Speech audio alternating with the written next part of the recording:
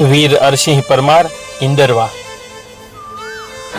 આ ત્રણેય મહાત્ભુઓ આ ખોડીએ એક જ ખોડીએ રમે છે, ભેગા જ આવે છે। પહેલાં કરણસિંહ બાપા આવે, પછી અરસિંહ બાપા આવે અને પછી પૂંજા બાપા ગોળ આવે। ઉપરના મકાનનો ખપોડો ફાડી અને પોતે પણ ધીંગાણામાં જાય। બાપાને આસ્થા રાખે, કોઈ પણ નિવેદ કે કોઈ બાધા રાખે છે તો એને બાપા અહીંયાથી સારું 100% થાય છે। ડેવલપની વિશે તો એ છે કે અમારો પરમાર પરિવાર બહુ મોટો પરિવાર છે। એ રાજપૂતાણી કે જેણે હજી સાસરે પગ પણ ન મૂક્યો હોય અને સતી થાય છે।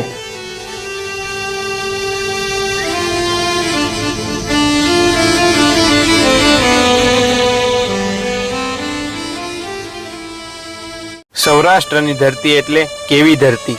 ત્રિભુવન વ્યાસ લખે છે, હૃદય ગૌરવ ભેરા રુધિરથી ધબકતા, હબકીને ના કદી હામ તજતા। જ્યાંના લોકો આત્મસન્માન સાથે જીવનારા, જે કદાચ સામે પહાડ જેવડી મુસીબત આવે ને તો પણ મેદાન છોડતા નથી। નાકને કારણે શૂર નર નારીઓ હર્ષથી મૃત્યુના સાજ સજતા। પોતાના નાક પોતાની આબરૂ માટે થઈ અને જેઓ હોશે હોશે મોતને વહાલું કરી લેતા। શિર સાટે મળે મૈત્રી મોંઘી જહાં, પૂર્ણ આતિથ્યની પ્રેમ ઝરણી, ભારતી ભૌમની વંદુ તનયાવળી। ધન્ય ધન્ય હો સૌરાષ્ટ્ર ધરણી, ધન્ય ધન્ય હો સૌરાષ્ટ્ર ધરણી। આવી ખમીરવંતી સૌરાષ્ટ્રની ધરા, એમાં પણ કોની વાત? હોય વૃદ્ધ બાળ કે અંગ જોબન ભેરો, હોય બળવાન કે અબળ ઘેલો। આ દુહાની જેમ વૃદ્ધ હોય, બાળક હોય કે યુવાન હોય, બળવાન હોય કે નિર્બળ હોય, કે પછી ભલે ને પોતાના લગ્ન ગીતો ગવાતા હોય, દેશદ્રોહીની હાકલ સાંભળી અને જે બેસી રહે એ રાજપૂત માટે તો જીવવું એ મરણ સમાન છે। આવા વીર રાજપૂતની આ વાત છે, અને એમાં પણ ક્યુ કુળ? પૃથ્વી પર મારા તણી અને પૃથ્વી તણા પર માર। જે કુળમાં રાજા વિક્રમાદિત્ય થયા હોય, જે કુળમાં રાજા ભોજ થયા હોય, એવા જ કુળમાં આવા યોદ્ધાઓ પાકી શકે કે જે ગાયો માટે લડે, લગ્નના દિવસે લડે, જેનું માથું કપાયા બાદ ધડ લડે, અને એ રાજપૂતાણી કે જેણે હજી સાસરે પગ પણ ન મૂક્યો હોય અને સતી થાય છે। આવા વીર યોદ્ધાના ચરણોમાં નતમસ્તક વંદન। વિક્રમ સંવત 1492ની આસપાસની આ વાત છે। ધર્મ માટે થઈ અને જ્યાં હજારો ધીંગાણા થયા એ સોમનાથની ધરતીથી 8-10 કિલોમીટર દૂર કિંદરવા ગામ, કે જ્યાં વિભિન્ન જાતિ સમાજના લોકોની સાથે અગ્નિવંશી પરમાર રાજપૂતોના 20-25 ખોરડાઓ। એક બાજુ આ ગામના પરમાર વંશના મર્દામરદ પુરુષ એવા અરસિંહ પરમારના લગ્નની ઢોલની શરણાઈઓ વાગતી હોય છે, પરિવાર પીઠીની, ગોર મહારાજ વિધિની અને જાનૈયાઓ જાનની તૈયારી કરતા હોય છે। એવામાં ખબર પડે છે કે લૂંટારાઓ ગામની ગાયોને વાળીને જાય છે। ઘરમાં રહેલ અરસિંહ તલવાર લઈ અને મેદાને દોડે છે, ત્યારે પરિવાર અને ગોર મહારાજ સમજાવે છે, તું મીંઢોળ બંધો છે, તારે માથે ભાર છે, હે બહાદુર અત્યારે તો ઘરમાં રહે। અને કહેવાય છે કે એ જ ક્ષણે ગોર મહારાજ બારણાનું કમાન વાસી દે છે, પણ રીડ પડે રજપૂત છુપે નહીં, દાતા છુપે નહીં માંગન આયા। આ વાતને સાર્થક કરતા ગામના ગોધનને કોઈ વાળીને જાય અને પોતે કેમ ઘરમાં બેસી રહે? કહેવાય છે કે વીર અરસિંહ ઘરના છાપરા તોડી અને બહાર આવે છે, સાથે મિત્ર કરણસિંહ અને ગોર મહારાજ। ગામના ઝાપામાં ભયંકર ધીંગાણું થાય છે, અનેક દુશ્મનોના લોથ ડળી જાય છે। અંતે તલવારના એક સામટા ઘા થતા મિત્ર કરણસિંહ અને ગોર મહારાજ વીરગતિને પ્રાપ્ત થાય છે। અરસિંહ માથા વાઢવાનું ચાલુ રાખે છે, દુશ્મનો તેને ઘેરી લે છે। અંતે તલવારનો ઘા થતા એ યોદ્ધાનું માથું ધડથી અલગ થાય છે। કહેવાય છે કે ક્ષાત્રત્વની પરાકાષ્ઠાએ પહોંચેલા આ યોદ્ધાનું ધડ ધીંગાણું ચાલુ રાખે છે। અંતે ચારણ દેવી દ્વારા કિંદરવા, મહોબતપરા અને સારસ્વાની સીમમાં આ ધડને શાંત કરવામાં આવે છે। ગાયોને બચાવવા એક મોડબંધ વીર મરાયો, આ વાતની જાણ ચમોડા ગામે રાજપૂતાણીને થાય છે, અને તે ઘડીના 6ઠ્ઠા ભાગમાં પોતાના કાંડામાં રહેલ ચૂડીના કટકે કટકા કરી નાખે છે। સહેલી કહે છે, આમ ઉડતી વાતનો ભરોસો ના હોય, બાકી વાત આવવા દે। ત્યારે રાજપૂતાણી એટલું બોલે છે, મીંઢોળ બંધો હોય, માથું વઢાયા પછી ધડ લડતું હોય, એની ખાતરી કરવાની ના હોય, એ રાજપૂતનું જ હોય। અને કહેવાય છે કે આવા વીર રાજપૂતની ચૂંદડી ઓઢી સોળે શણગાર સજીને બેઠેલી એ 17 વર્ષની બારડ રાજપૂતની દીકરીને સત આવે છે. અગ્નિની ચિતા ખડકવામાં આવે છે.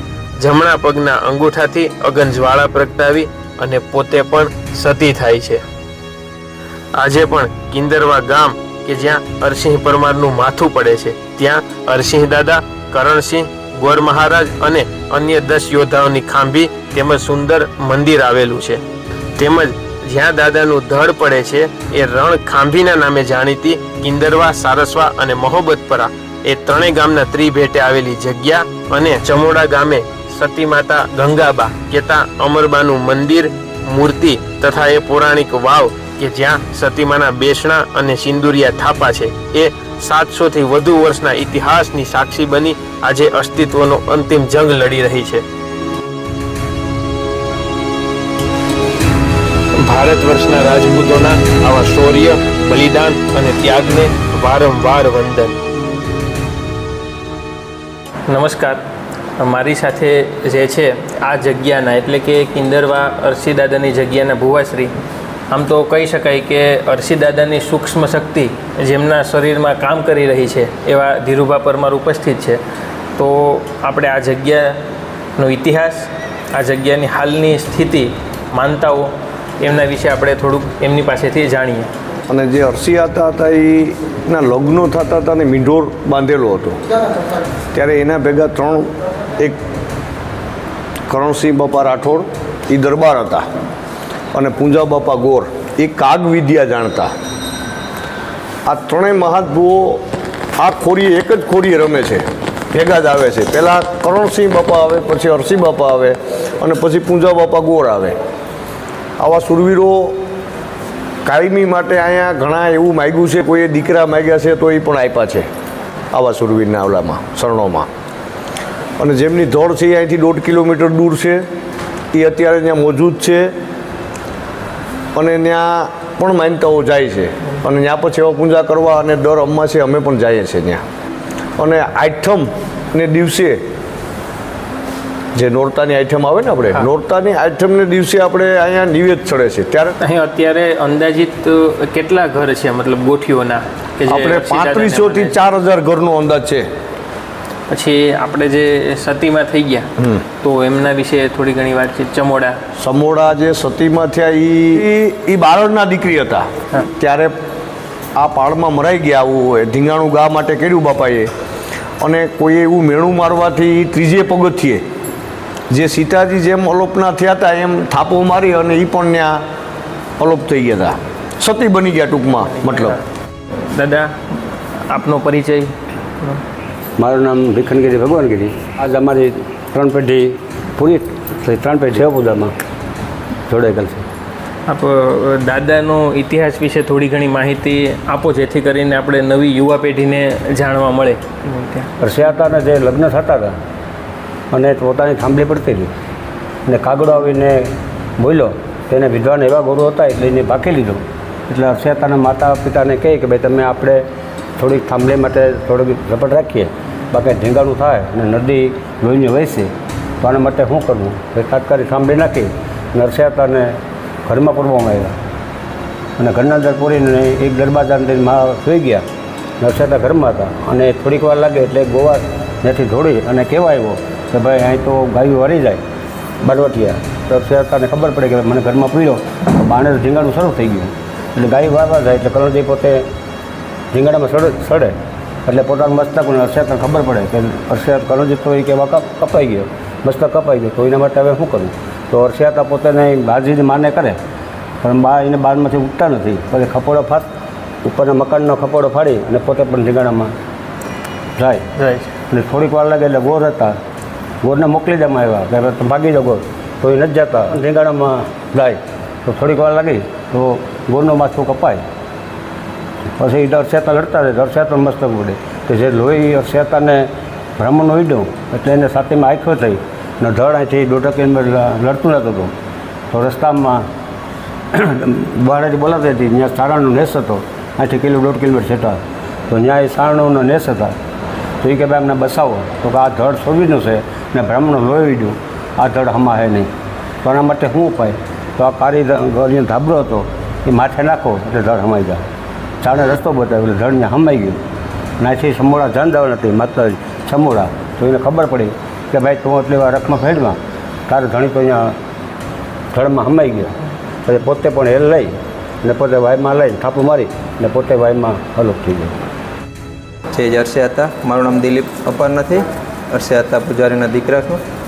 તમામ 18 વરણ આપણે જેને આસ્થા છે કે જે કહે છે કે ભાઈ મારે અરસે આતાની માનતા કરવાથી મારું કાર્ય સફળ થાય છે, એવા હરેક વ્યક્તિઓ અહીં આવે છે અને એને આસ્થાનું એને 100% રિઝલ્ટ મળે છે. એવા પણ દાખલા જોયા છે કે બાપાના કે જેણે 20-20 વર્ષ સુધીની સંતાન પ્રાપ્તિ થઈ હોય, બાપાની આસ્થા રાખે, કોઈ પણ નિવેદ કે કોઈ બાધા રાખે છે તો એને બાપા અહીંયાથી સારું 100% થાય છે. આ જગ્યા જે છે એ અત્યારે લાગે છે કે નહીં ખરેખર ડેવલપ થઈ છે? હા, ડેવલપનો વિષય તો એ છે કે અમારે પરમાર પરિવાર બહુ મોટો પરિવાર છે, બરાબર છે. એને આ લોકોને રહેવા માટેની ઉત્તમ પણ સુવિધા છે અમારી આગળ. 5-7 રૂમ છે એવી રીતના છે. ને આસ્થાનું કેન્દ્ર એવું છે કે દર સોમવારે તો અમારે અહીંયા 500-700 માણસો તો હોય જ છે. જમણવારનું ક્ષેત્ર ચાલુ છે.